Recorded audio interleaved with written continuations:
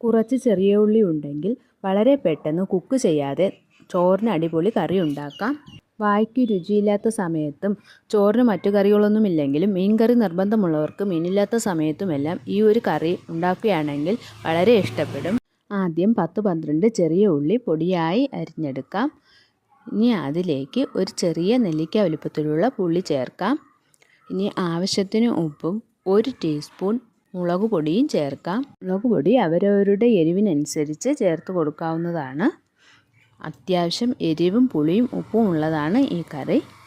ഇതെല്ലാം കൂടി നല്ലവണ്ണം ഞെരടി യോജിപ്പിക്കാം. കൈകൊണ്ട് ഞെരടാൻ ബുദ്ധിമുട്ടുള്ളവർക്ക് എല്ലാം കൂടി നല്ലവണ്ണം ഒന്ന് ചതച്ചെടുത്താൽ മതി.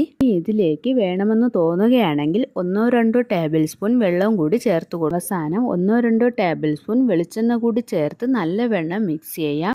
ഇനിയും ചൂട് ചോറിനൊപ്പം ഈ ഒരു ഉള്ളിമുളക് ചമ്മന്തിയിൽ നിന്നും അല്പം എടുത്ത് കഴിച്ചു നോക്കൂ. മറ്റു കറികളെല്ലാം മാറി നിൽക്കും. നല്ല അടിപൊളി ടേസ്റ്റ്. നിങ്ങളും ഇതുപോലെ ട്രൈ ചെയ്ത് നോക്കൂ. ഇഷ്ടമായെങ്കിൽ ലൈക്ക് ചെയ്ത് സപ്പോർട്ട് ചെയ്യണേ.